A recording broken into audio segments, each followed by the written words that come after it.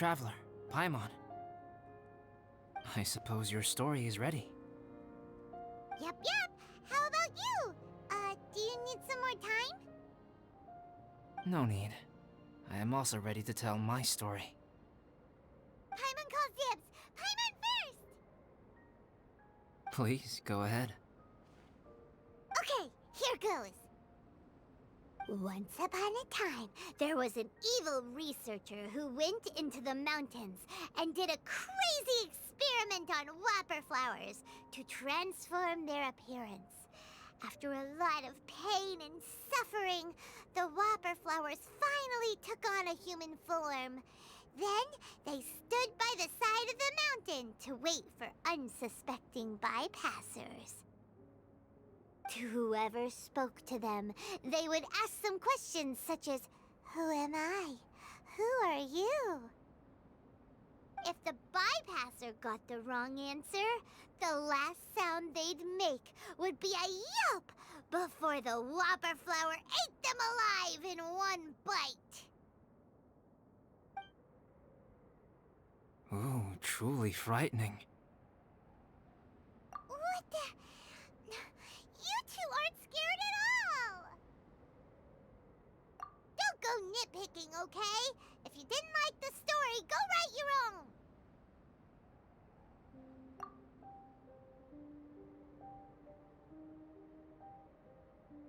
In other words, the whopper flowers would ambush and then completely replace their victims.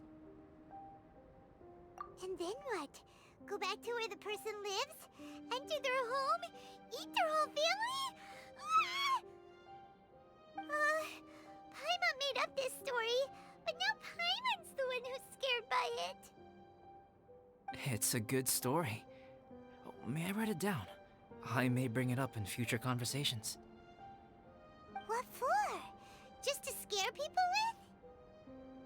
Yes. You've got a real mean streak, Albedo. Mine is a little longer than yours. It starts with an alchemist. A great alchemist once created Subject 1. Subject 1 was her proudest achievement, and successfully blended into human society. No one ever would have thought that this friend of theirs was in fact a synthetic human. However, unbeknownst to Subject 1, the alchemist had tried the same experiment many times before he had come into being. Some of the rejects from failed experiments had been discarded, but had not died. Subject 2 was one such failed experiment. He was swallowed by a great dragon that came to rest upon a snow-swept mountain. Many years later, he was resurrected by the dragon's mysterious power. He saw all kinds of people on the mountain, including Subject 1, who had somehow miraculously blended in among them. Never in Subject 2's wildest imagination had he thought it possible for experimental life forms such as they to deceive everyone so successfully. He saw the way humans accepted Subject 1 as a friend, witnessed their affection as they addressed him by name. This was what Subject 2 wanted. Now, all that Subject 2 desired was to replace Subject 1 and take the joy of his existence for himself. This is giving Paimon the chills. So scary. Subject 2 began to unfold his plan. He stole Subject 1's books and notes, and studied all that Subject 1 had learned from the alchemist. Subject 2 was highly intelligent, and he learned quickly. He changed his face into an exact replica of Subject 1's face. Then, he found a plant with mimicry capabilities, and transformed it using dragon blood and alchemy. And so, not only did Subject 2 transform his own appearance to perfectly match that of Subject 1, he also created a third entity, Subject 3. What? There's 3 of them now? But Subject 2 wanted to become a perfected human. So, he erased a mark on both his and Subject 3's necks, for these marks were symbols of imperfection. In my view, it was probably a subconscious act, an instinct. He so desperately craved to become a perfect human being that he forgot something. Human beings are defined by their flaws. Subject 2's plan was meticulously crafted. Subject 3 would draw Subject 1's attention. After Subject 1 disposed of Subject 3, he would assume the threat had now disappeared and would let his guard down. The next moment that Subject 1 was alone, Subject 2 would make his move. He would eliminate Subject 1 and become the only one remaining. He would secretly replace the Subject 1 of everyone's memories and inherit his identity, residence, clothing, sword, name, and friends. People would have no idea that the individual they knew had become somebody else from one day to the next. This is way too scary. Paimon's never gonna be able to trust anyone again. But just before Subject 2 could carry out his plan, a unique stranger entered the mix. Subject 2 tried to make contact with this person, but found that they could somehow sense he was different from Subject 1.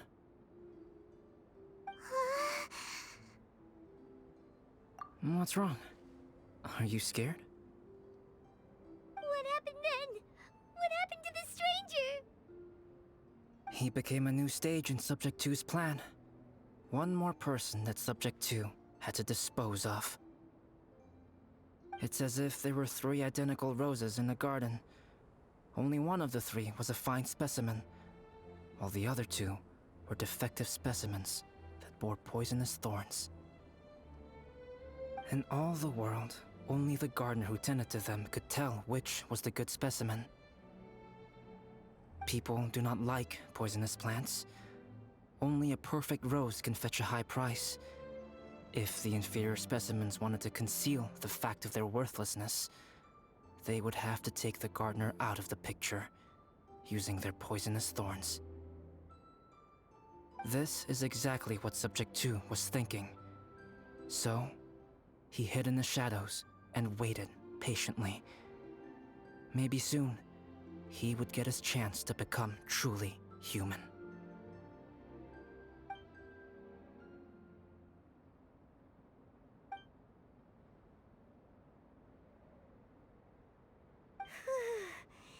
That was intense! So what happened after that? Did Subject 2's plan succeed? Paimon can't bear thinking about it. Fortunately, it is just a story. And even in this story, Subject 2 did not succeed. But you can never let your guard down on Dragonspine. Monsters mutated with Durin's power and blood are also creatures of Rhine-Daughter, just like me. You must beware of all such creatures. I'm glad to hear that. It's okay. I know what I am. You and I are both different, so there is no need for me to hide the truth from you. The only thing is that sometimes, when I think about how mighty the power of alchemy is, I feel so small. As beings who set foot in this world, how arrogant are we in desiring to control our destiny and in desiring to create? Is creation an arrogant act, traveler? If not, why do we call the ones that created us and control us gods? If it is, then what qualifies us to call ourselves creators? How far must we take our reverence and respect, and what purpose does it serve? Nothing special, but whenever I think about it, I feel a twinge of grief.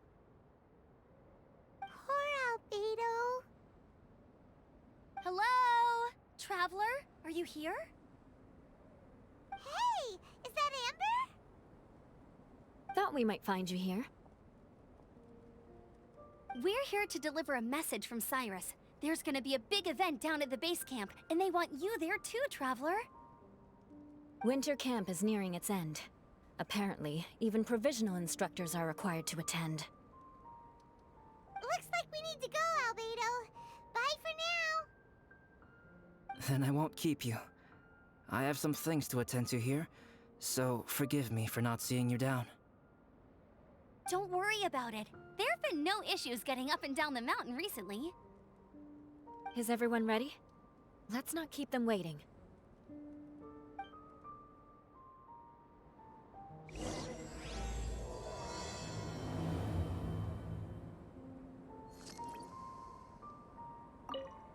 Go ahead.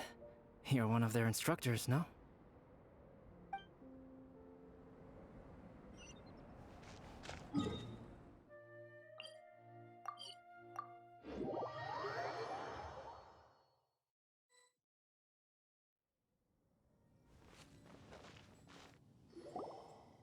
Huh?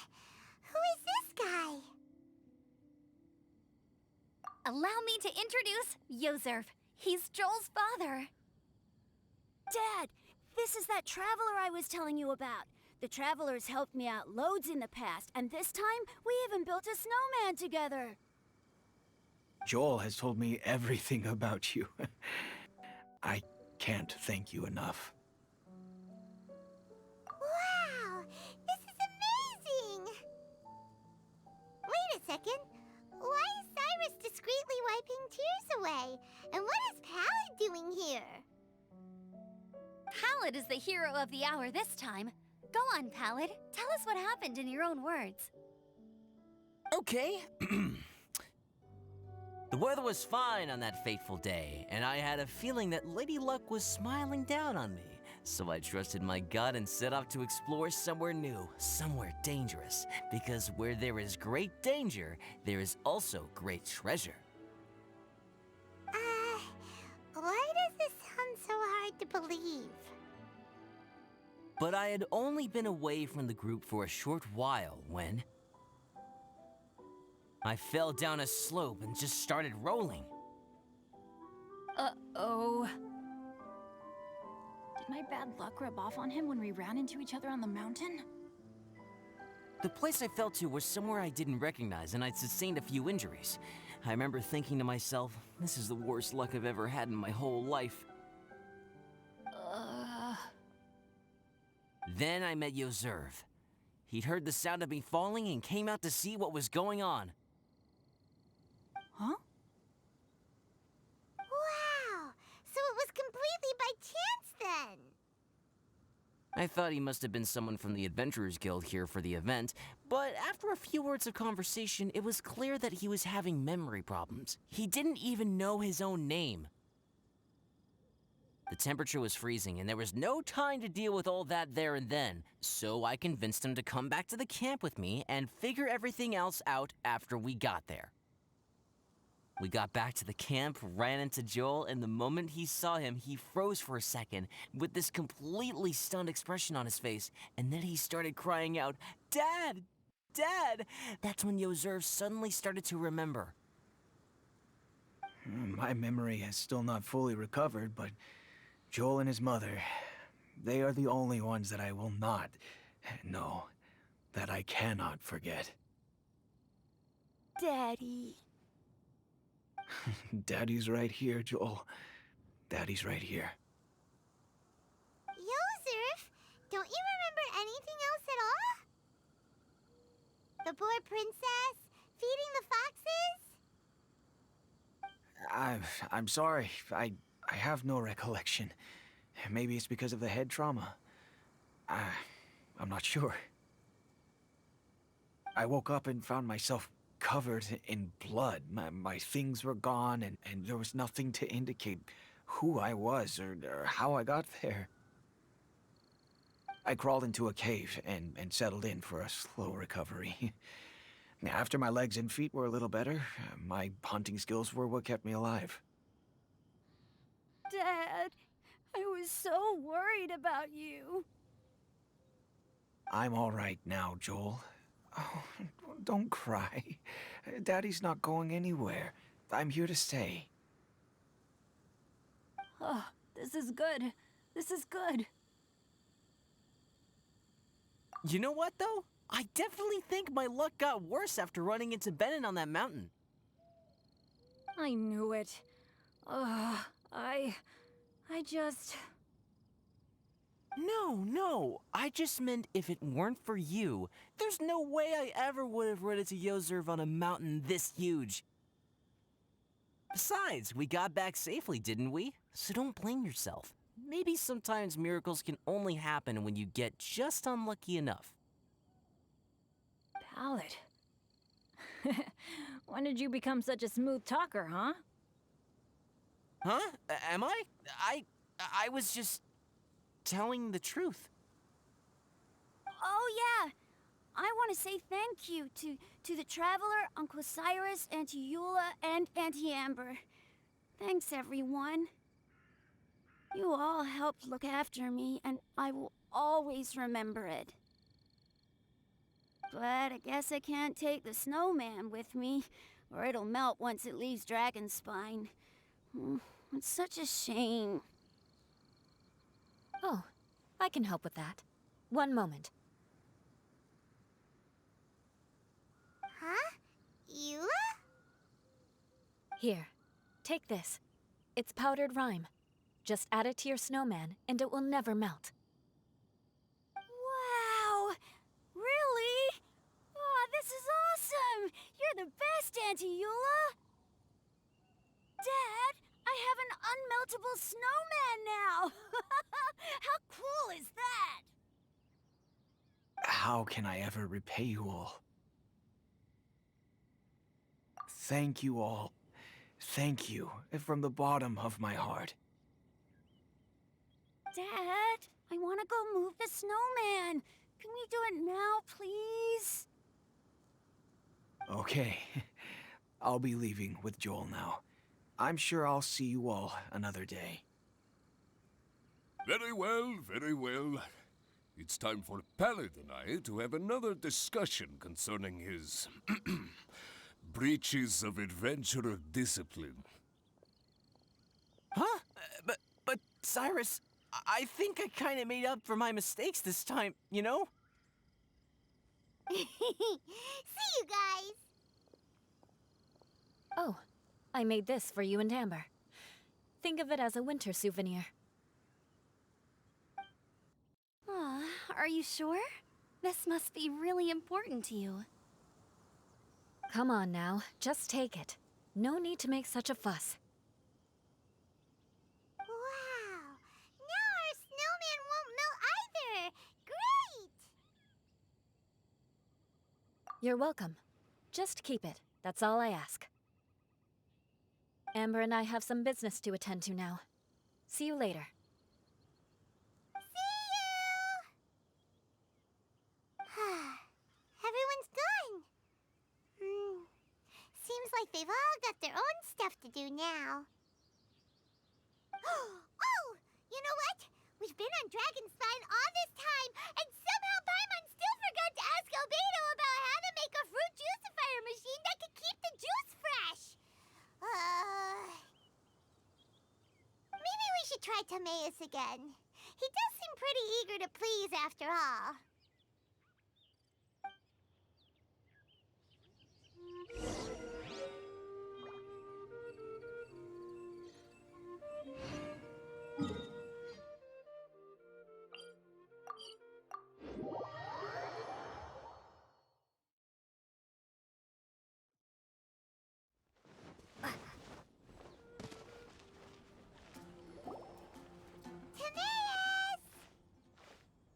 Traveler and Paimon, what can I do for you? Wait a minute. You've got that mischievous look on your face. Oh, you're not still thinking about that ridiculous juicer thing, are you? Timaeus, will you help us? Well, if the Traveler isn't really interested, then, yeah, maybe I'll give this one a pass. It's just the weirdest request ever. No, but Paimon Sunsettias are gonna go to waste without it! In the time it would take me to research something like that, I could probably pick those Sunsettias again 10 times over. New research project, Timaeus? We meet again. Oh, Albedo, thank goodness. So the situation is, Paimon wants a machine that can turn fruit into juice and keep the juice fresh. I mean, surely it's... Majorly important, that's what it is. If you can manage to invent this, we'll never have to worry about fruit going bad ever again! That's impossible.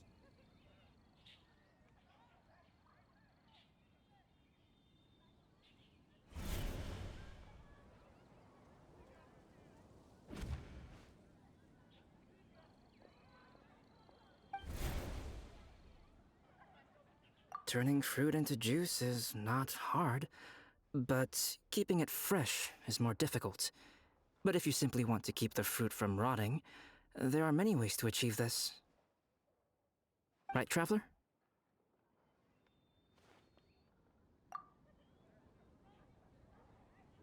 What about his neck?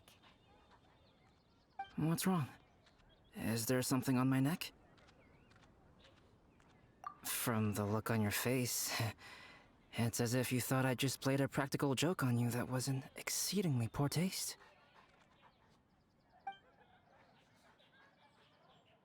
Albedo, you were saying, how do you stop fruit from going bad? Well, one way would be to bury your fruit on Dragonspine, where the snow never melts all year round. But then Paimon won't be able to eat them! You could always live on Dragonspine. No, too cold for Paimon.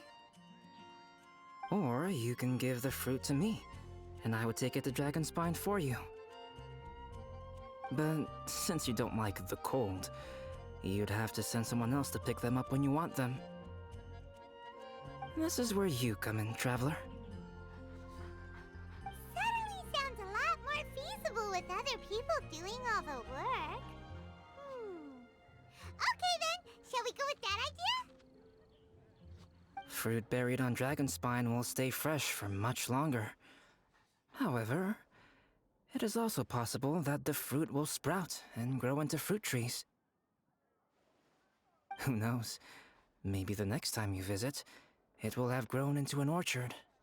You can water the trees, add fertilizer, and when they finally bear fruit, you will have some fresh Sunsettias. No way!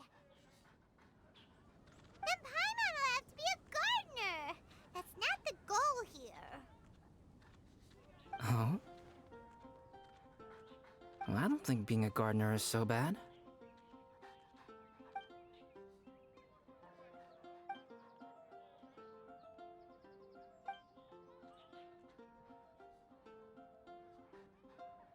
Albedo! Stop trying to get your hands on Paimon's super sweet Sunsettias! It bothers you, does it? Of course it bothers Paimon! They are the rarest, super duper sweetest Sunsettias ever! And they're not for you!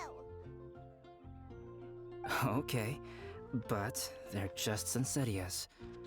I think you're only so attached to them because you don't have much fruit of this quality in your possession. When someone's pockets are full and their spirit is fulfilled, they don't easily fall prey to this kind of yearning. Really?